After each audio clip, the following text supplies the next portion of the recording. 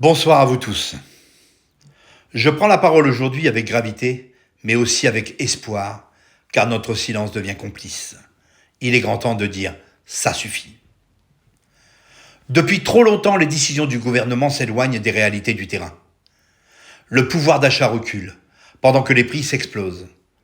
Les familles n'arrivent même plus à remplir leur frigo. Les jeunes peinent à se loger, et les travailleurs n'arrivent plus à vivre dignement de leur salaire. Et dans ce contexte, on nous parle encore de rigueur.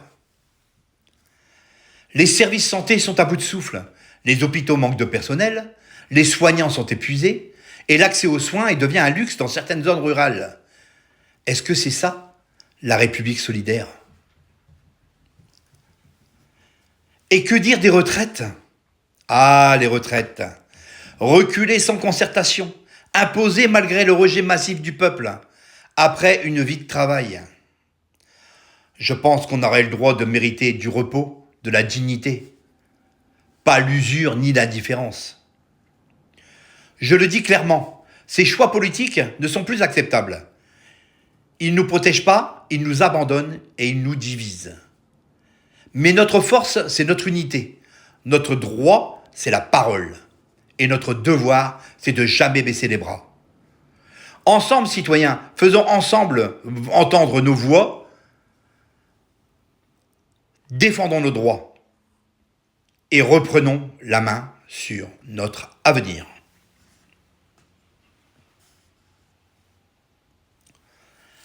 On nous parle des efforts solidaires, de la justice fiscale, mais pendant que le peuple compte chaque euro, l'État multiplie les taxes et les abus. Mais en plus de ça, ils arrivent aussi à se augmenter. Mais avec quel argent? Le nôtre. Le nôtre, nous les travailleurs. Le nôtre. On nous parle d'une taxe sur les couples non mariés, vivant sous le même toit. Voilà où va l'ingérence de notre vie privée. Une amende déguisée pour tous ceux qui font le choix d'une union libre. Est-ce que c'est cela la liberté? La République ne devrait pas punir des choix de vie, mais les respecter. Et que dire de ces nouveaux contrôles imposés aux citoyens ayant voyagé plus de 4 fois dans l'année? Depuis quand voyager, découvrir le monde ou retrouver sa famille devient suspect? Le droit à la vie privée est un pilier de la liberté. Nous glissons lentement vers un état de surveillance, pendant qu'on laisse impunément les vrais privilèges prospecter et prospérer. Car pendant ce temps, à l'Élysée, les salons dorés sont pleins. Effectivement, on mange bien là-bas. Les assiettes des ministres sont bien garnies. Les salaires des députés, ministres et des hautes responsabilités se renvoient sans jamais subir des efforts qu'on exige au peuple. Cette injustice est criante. Ce décalage est insupportable.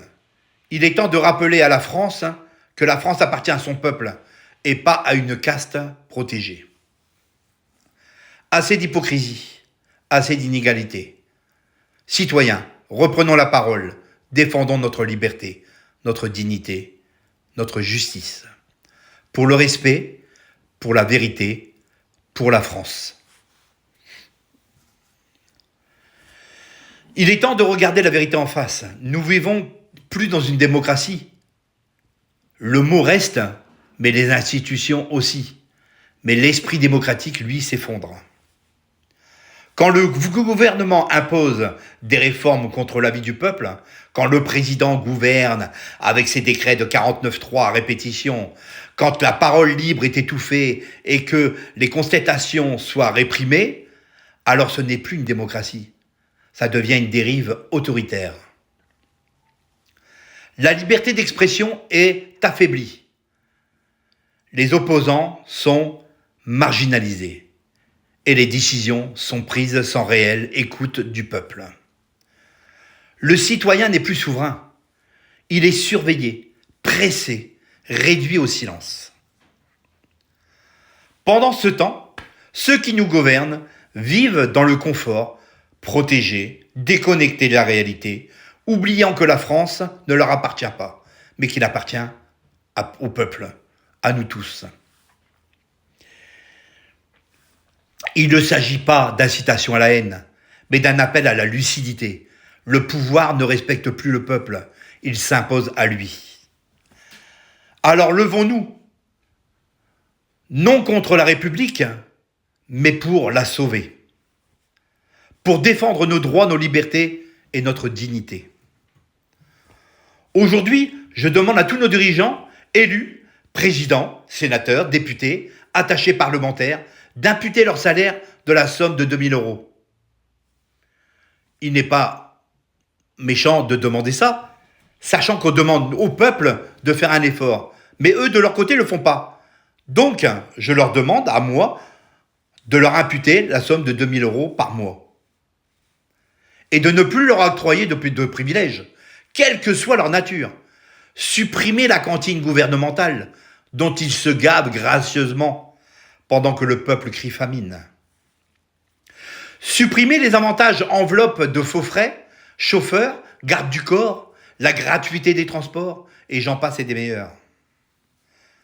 Nos institutions oublient une chose, la France, notre France, ne leur appartient pas. La France appartient au peuple, je le dis et je le redis, mais il est au peuple pour le peuple. Ne fermons pas les yeux. Ils nous ont fait des dettes pour leur idéologie personnelle. Bien sûr, montrer l'Ukraine, ça y est, on dépasse des milliards, et puis à nous, on nous demande des efforts. Mais eux, ils n'en font pas. D'accord ? Est-ce que nous, les peuples français, devons payer leur incompétence ? Il est temps de les mettre devant leurs bourreaux démocratiques, condamner leurs ingérences et leur incompétence. Parce qu'un peuple ne peut plus parler, il n'est plus libre. Il est tout simplement déchu de ses droits et de ses libertés.